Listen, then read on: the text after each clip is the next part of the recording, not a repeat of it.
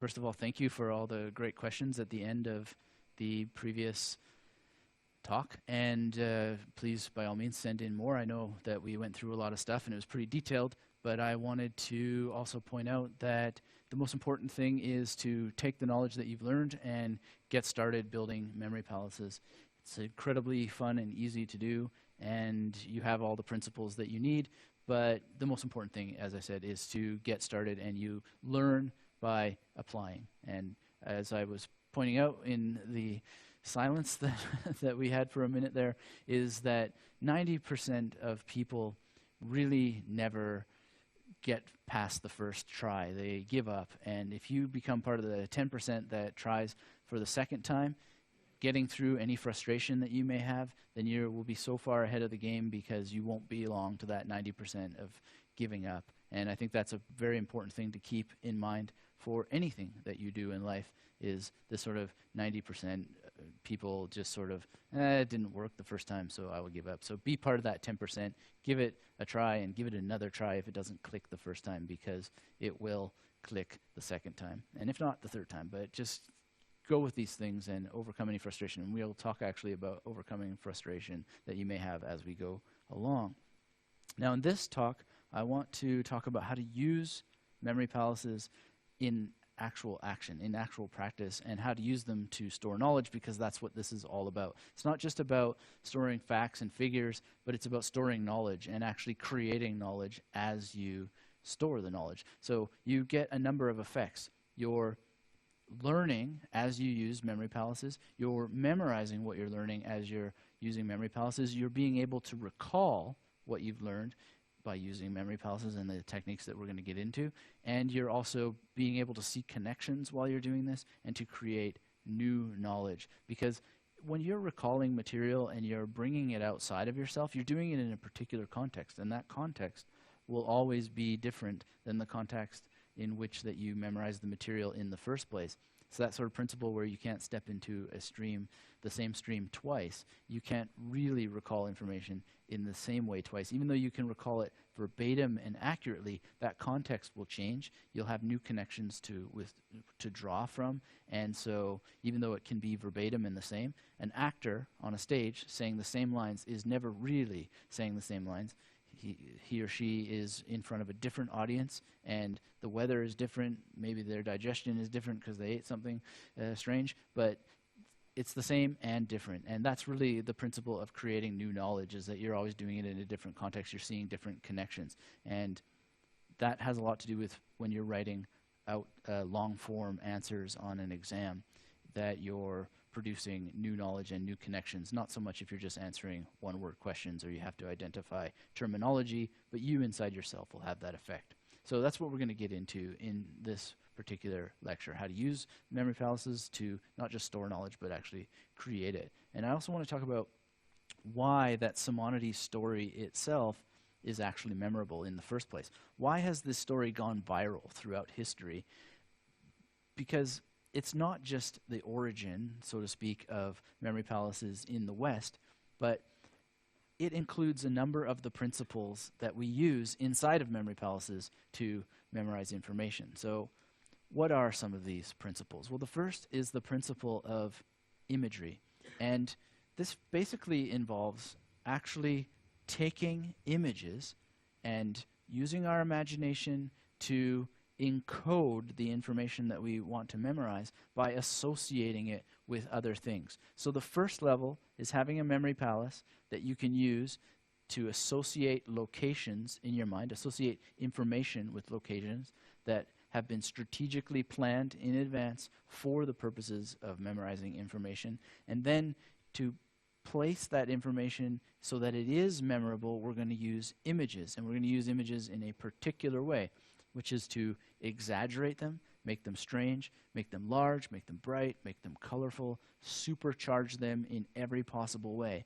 And when I talk about this, I'm going to tell you how to not only do this, but how to develop as an imaginative person, if that you're not already.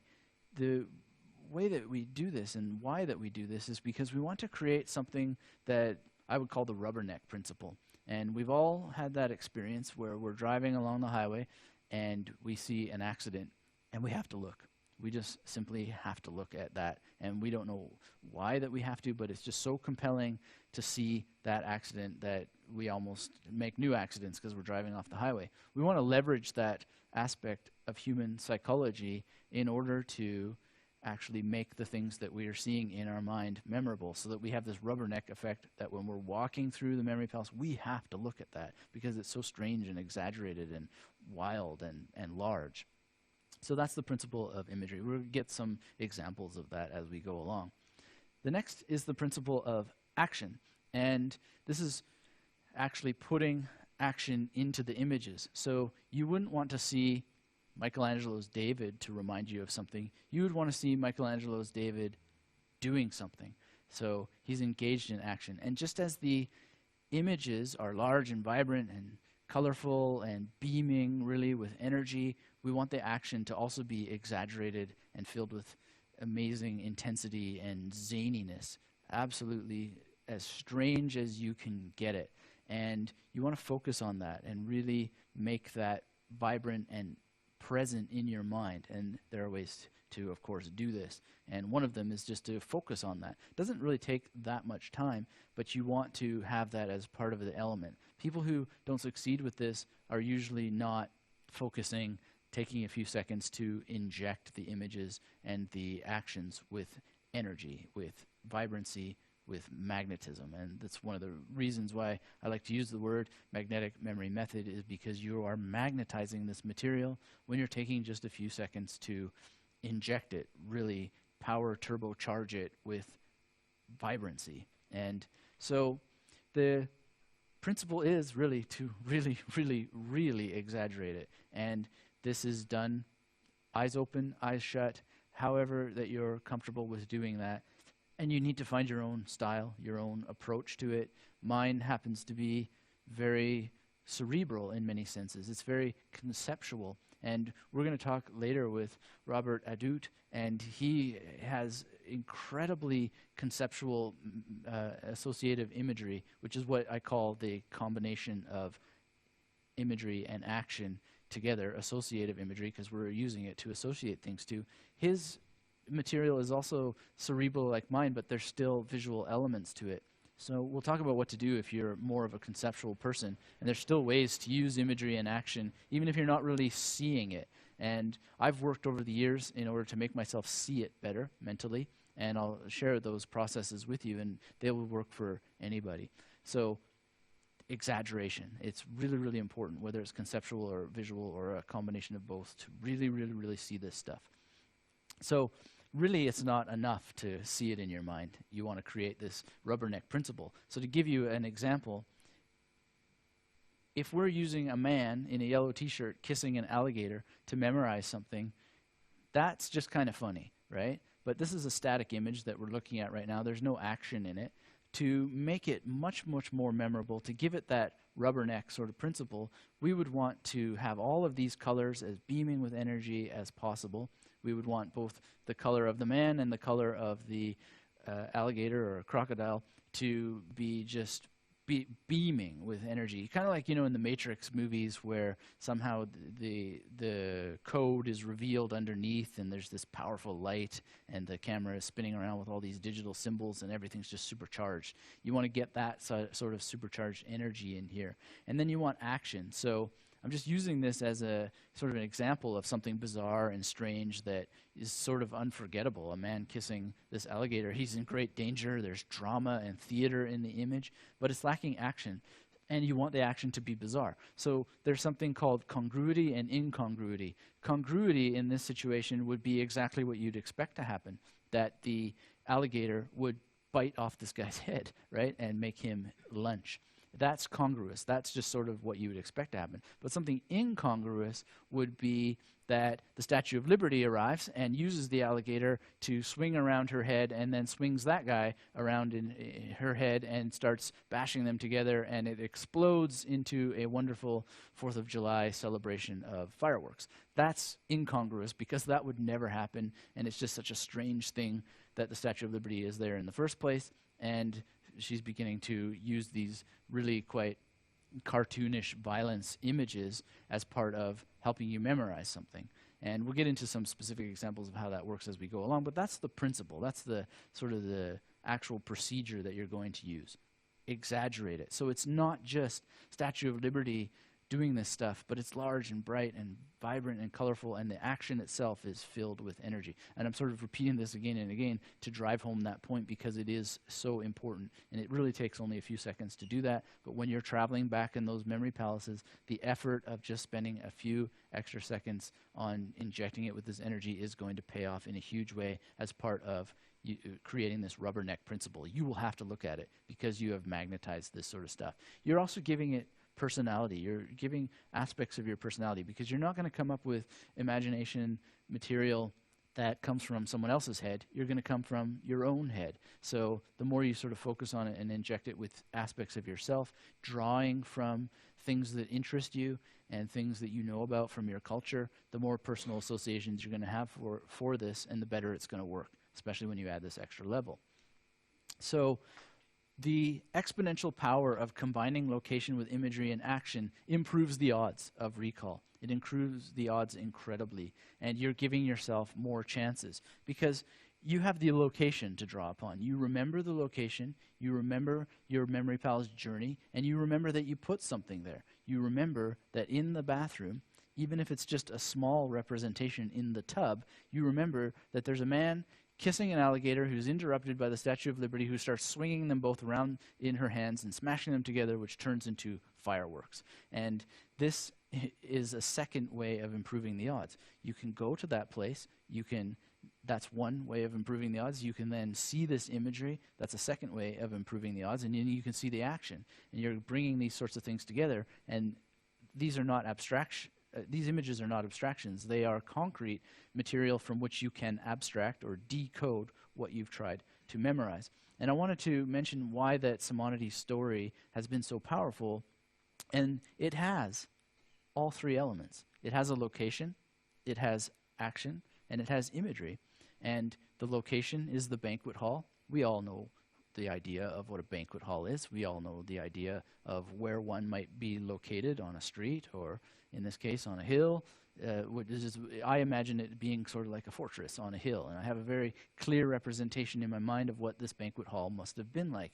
And even if you don't see it visually in your mind, you probably have a concept of what a banquet hall in ancient Greece might look like, and you can just kind of picture in your own way what that might be like for you. And so there's a location, and that location, the very idea of thinking about a location of what a banquet hall might look like is premised upon your knowledge of what buildings are like in general. And you're able to draw upon that. So one of the reasons why Simonides' story is so memorable is that the story itself took place somewhere, so we can remember that. The other reason why it's memorable, of course, is because the image of a building collapsing has both very, very memorable elements to it.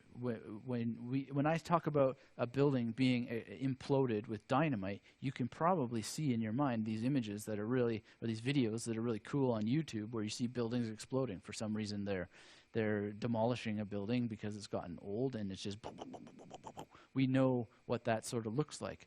So the reason why I think that this story of Simonides and the origin of memory palaces has gone viral is because it has all of these elements to it. And by virtue of a building collapsing and people really dying inside of that building, we have exaggerated imagery built in, and we have drama, and we have theater, and we have characters and people. So that's really the way that story improved its odds of surviving and going viral, is by having all these key elements. And some stories don't have those, actually. So, if you just start talking about a princess and a king, and you don't give it a location, then that story is not going to be nearly as memorable as if you say, in the land of Sorigor, there was a king named Balidu and the princess. You give them names and you give them locations. And when you know it's in a land taking place in a particular way, it already increases the odds of being memorable to you.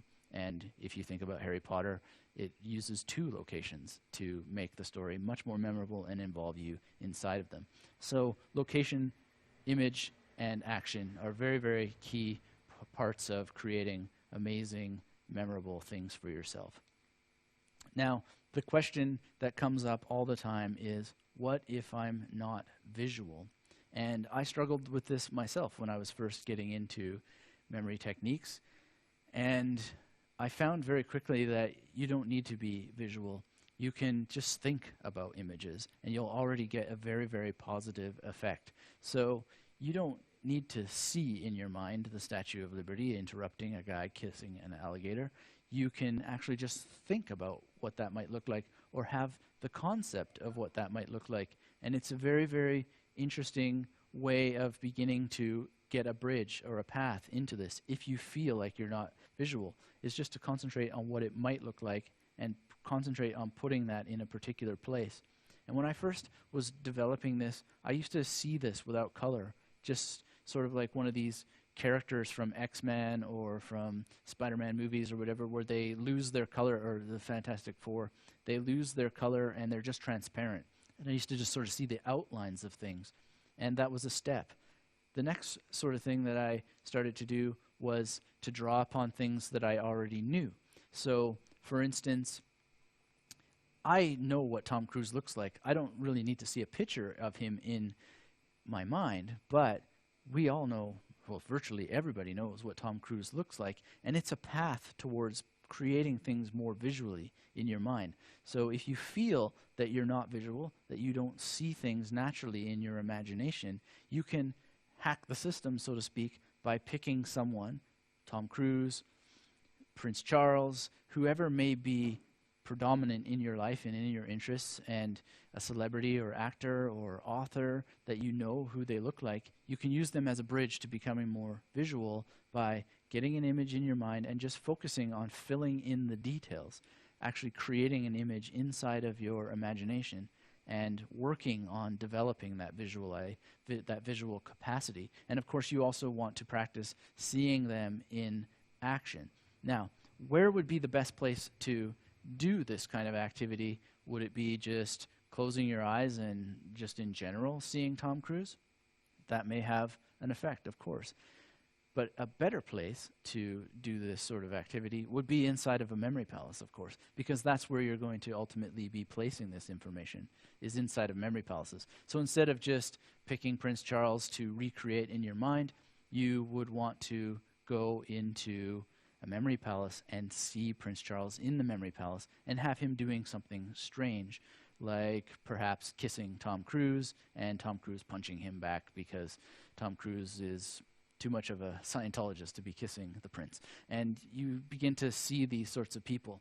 And you get general images, you draw upon general things, and sorry for the people on the camera, we're here in the audience laughing at this idea of Tom Cruise and the prince kissing. But move from the general concept, the people that you know, and allow yourself to become more and more specific, and practice within a memory palace itself these visualization exercises.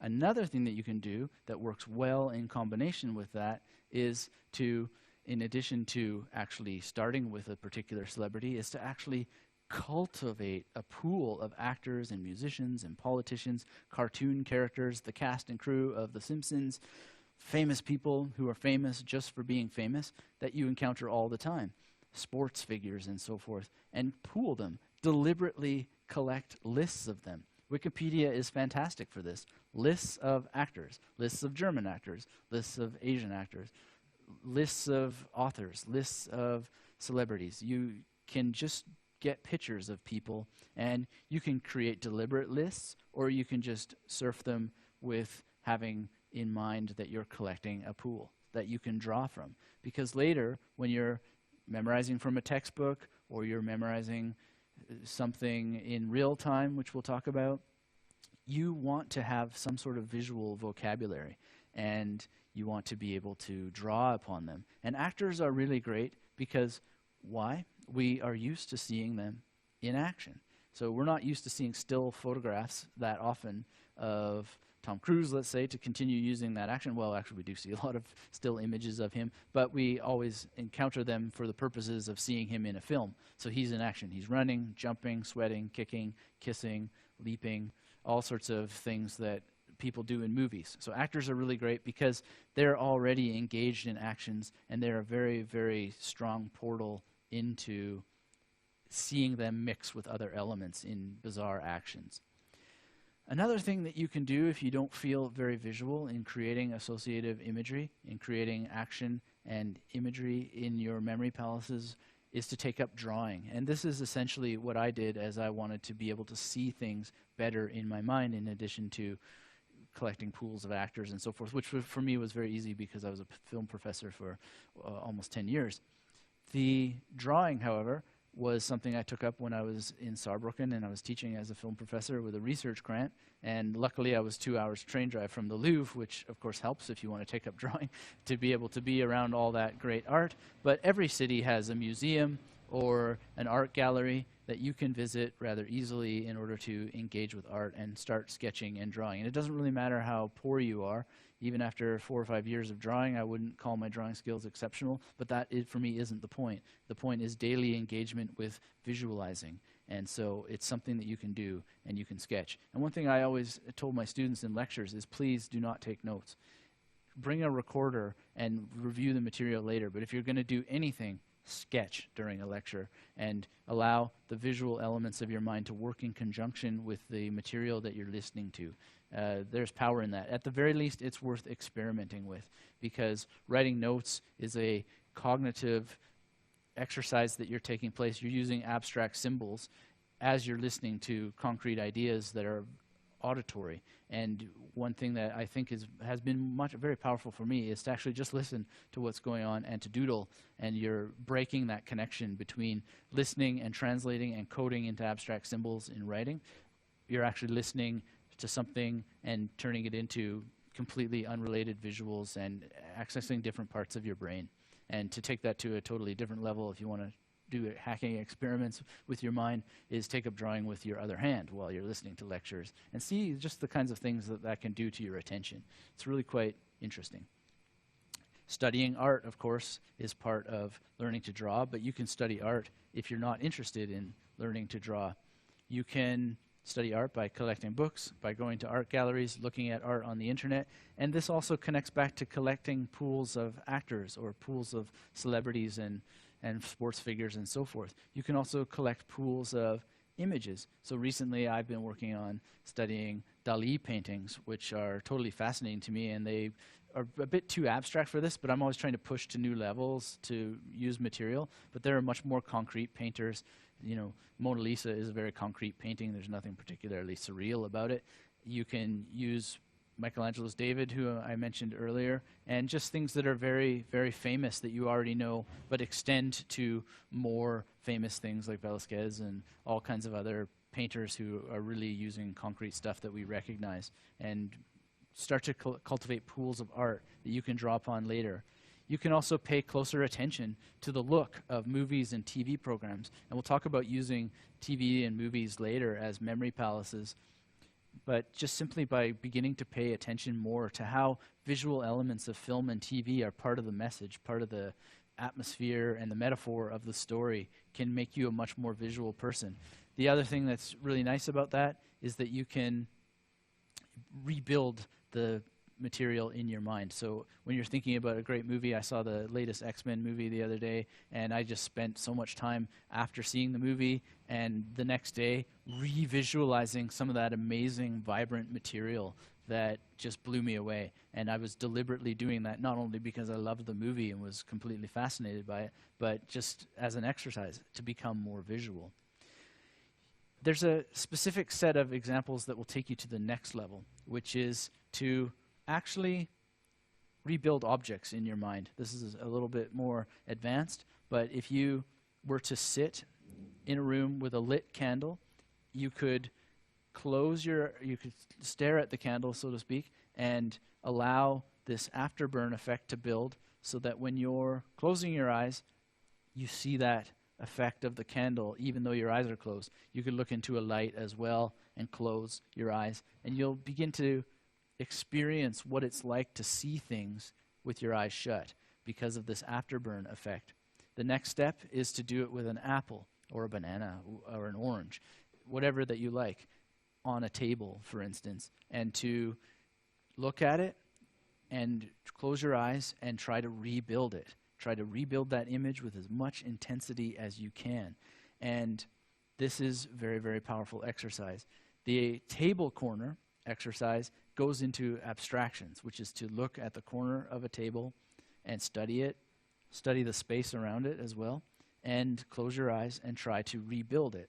These are steps that many people won't take, but don't be part of that 90% that tries something once and doesn't feel an effect from it and gives up.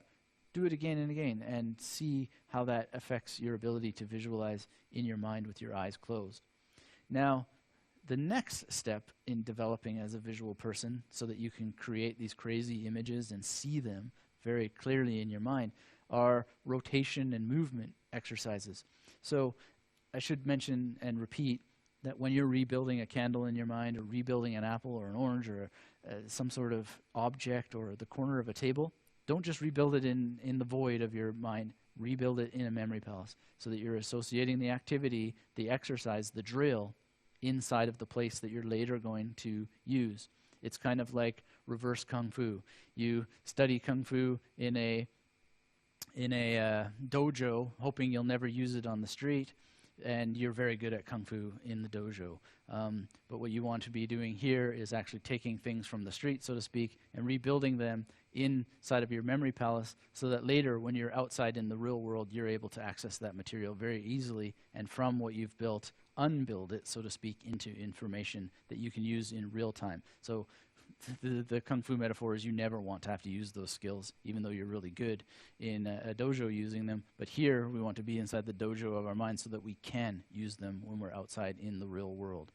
So rotation and movement exercises then are to take an apple, let's say, that you've rebuilt in your mind. You're sitting, eyes closed, maybe your eyes are open as well. You can try both exercises and see it inside of a memory palace as you've rebuilt it and actually begin to turn it to its left, turn it to its right, turn it in a circle, move it up, move it down. That's the movement part of the exercise. Move it forward, move it around, and go in a circle around it, circle the other way. You may want to float around it. This sounds totally bizarre and strange, but it's actually incredibly powerful. I got the idea from Robert Asprin's myth novels. I don't know if you ever read those, where a young apprentice has to learn how to manipulate space and matter. It's almost like a pre-Matrix sort of novel with on a different planet and different dimensions and all this sort of stuff. But it was really, really interesting thing that I started to try and do as someone reading this novel. And I thought, yeah, that is kind of powerful. Even though it doesn't give you magic as it did in the novel, it certainly does give you greater visualization potential.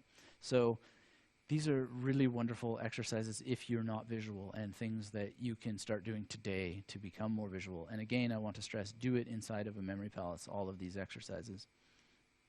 Now, dream recall is another next level. It's really something that we can't get into in this course. I've written a training book about it, but in general, without having to read the training book about it, just simply work on remembering your dreams. Dreams are incredibly visual, and they're also conceptual. So you're seeing things, but you're also seeing things that are bizarre and strange. And the best way to really start with dream recall is just to start writing down your dreams. Make the intention that you're going to write down your dreams, and then begin to start to actually make written records of what you've dreamed, and focus then. Use that material. Rebuild it inside of a memory palace. And if you like to sleep in, then of course you can actually start to put your dreams inside of memory palaces so that you can go back to sleep without having to write them down and then write them down later. But that's another way of becoming much more visual, and to use material from your own head, which allows you to start replaying little movies and seeing actions and amplifying them, because dreams are already amplified. So that's another very powerful exercise in becoming more visual. So to sum up, you want to use action and imagery in ways that we're going to get into. I'm just getting into the principle here. Give you some specific examples of action and imagery put together in practice, but you want to use action and imagery that you're going to place along these journeys that we talked about in the previous lecture in order to encode information so that you can recall it. And by being able to do this, we need to have visual skills. So I've given you a number of visualization exercises, and really the key point, because we want to be able to do this inside of memory palaces, practice inside of the memory palaces that you've built. So get started with studying a candle flame, rebuild that in your imagination using the afterburn effect, study objects, rebuild these objects in your mind. You can study art and create pools of associative imagery that you can work together with actors and so forth. And a key point here is use information that interests you, because you want to draw from your real life and from your pool of interest. It doesn't really make a whole lot of sense to collect images that are totally uninteresting to you. So I think that a lot of people think, well, how am I going to find all this stuff? And it's just simply identify what you're interested in and see how that you can use it to develop these visual exercises and to create a pool of reference for yourself. So now we can move to questions.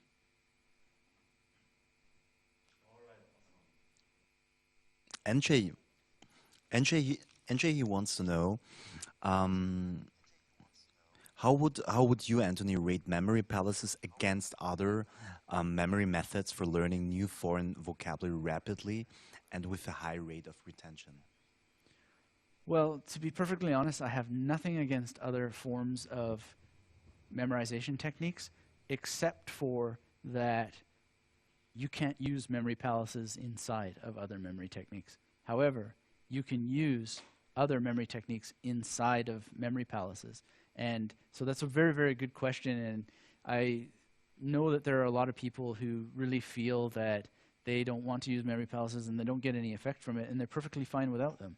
And I congratulate those people, because that's amazing. But some people that are trying this, they don't have the potential, or they don't have the effect of having any quick victories, actually being able to do this, and it's because of not using locations. Locations are things that we don't have to remember. We don't have to recall them because we know them. So I think it's the superior grounding because they're concrete. They're not abstract. So many other memory techniques are incredibly abstract. They involve hooks and stories that just sort of float somewhere in your mind, and you don't know where to start because you don't have a starting point. You haven't anchored it anywhere. So the first thing that I would do if I were going to start with a new language, I would build memory palaces with that language in mind. I would have specific goals about how many words I wanted to memorize per day, in what order, determining sequences of importance and strategizing. And then I would use memory palaces because I don't want to be thinking, okay, I memorized these 10 words and I used a linking method, and the first thing was, well, I may come to it if I'm doing them very well, but I just want to go to the memory palace. And I know that I was using a number of familiar locations. I was using them strategically and start there and have a place to go rather than having nowhere to go. So I think that that's why they're superior. It's because they're premised upon what we already know. You always want to have a sort of scale where you're using what you know in effortless ways or nearly effortless ways to get to what you want to remember, because you do know it, you've just translated it.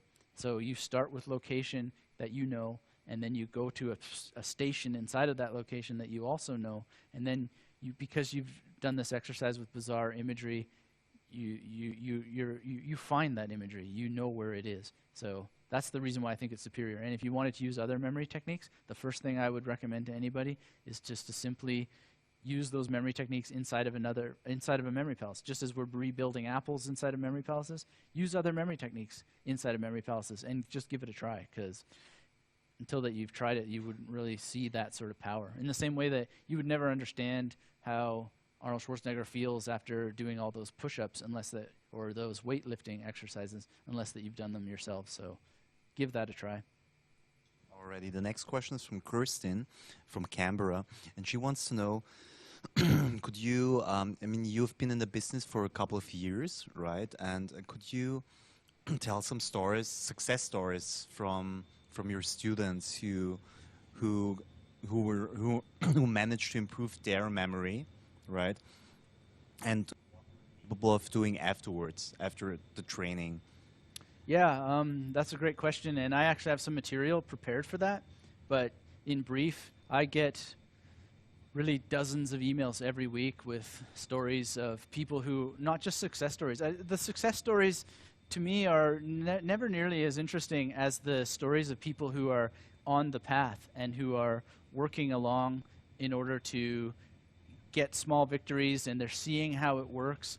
So, for instance, the guy who came up with this idea of apartments with compartments, he was incredibly inspiring to me because I could see him working. And he was 80 years old, this man, and he was just having so much success once he got past that barrier of the word memory palaces, and he came up with the idea of apartments with compartments. It clicked for him.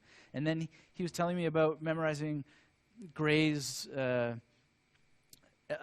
I didn't remember the title, the exact title, because I wasn't memorizing it myself, but it's Elegy in a Church Courtyard, or a title of that sort of nature. And he just said, I have memorized this poem that I've loved my entire life because of being able to use these techniques. And there were other things. And he made advances in his German vocabulary as well. And he would email me and he'd say, I struggle with this particular word. I don't know why it won't work with this word. And I just sort of through email coached him through it a little bit, and then it clicked. So that's a story of success. But the important thing is that he did make achievements, but that he kept going. He really wanted to master this. And so he had a number of barriers. And the first barrier was, what is he going to call these things? And he came up with apartments with compartments. And that's tremendously exciting for an 80-year-old person. Another sort of example quickly is a young student who was struggling with chemistry terms and emailed me, and I was able to coach him through success in order to be able to recall these terms. And it was also chemistry and biology, and he wasn't sure how to separate these things in his mind in the most effective way. And without giving all the tools away, I'm very much of a teacher that says, here's the boat, here's the tackle, here's the fishing rod, you put them together in this way, and I kind of let people do it. And that's the exciting story, is when people actually do this. They become part of the 10% that tries it again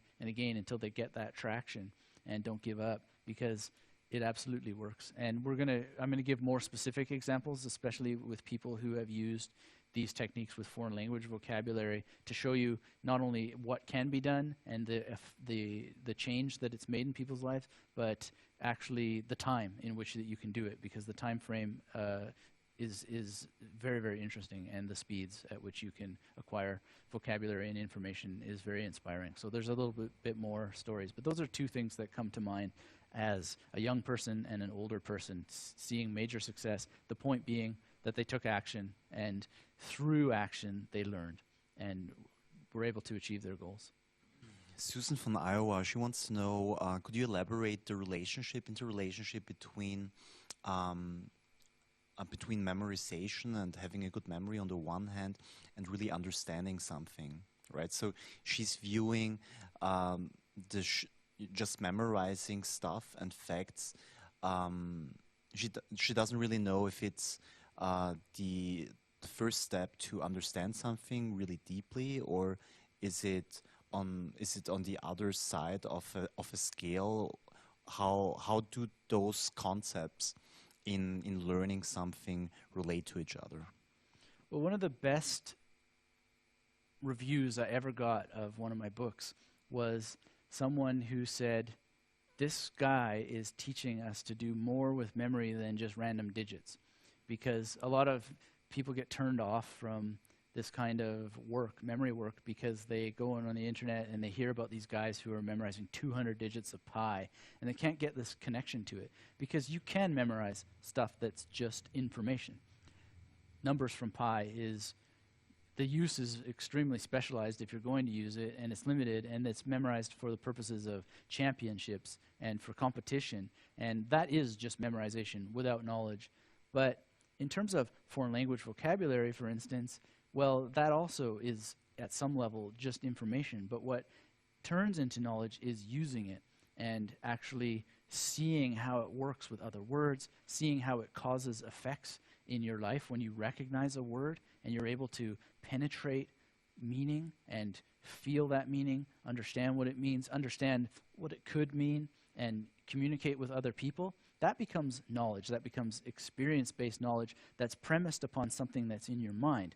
And one could say that in order to have something memorized, you have learned it, and in order to learn something, you have to memorize it. But that's not exactly true, and you certainly have learned something about pi if you've memorized all those numbers. But have you learned pi? Well, that would be impossible, right? Because pi never ends. But really the heart of the question has to do with how that you're using what you've memorized. So if you go in with the spirit of, I just need to recall a bunch of formulas, or I just need to have this vocabulary to pass a particular exam, if you go in with that spirit, then it really just is information for a specific purpose. But if you go in as I have done, and I'll show you this later, when I wanted to be very, very confident about what I had written and researched about in my dissertation, I created knowledge by being able to say at the time in great detail what Aristotle and Derrida said about friendship.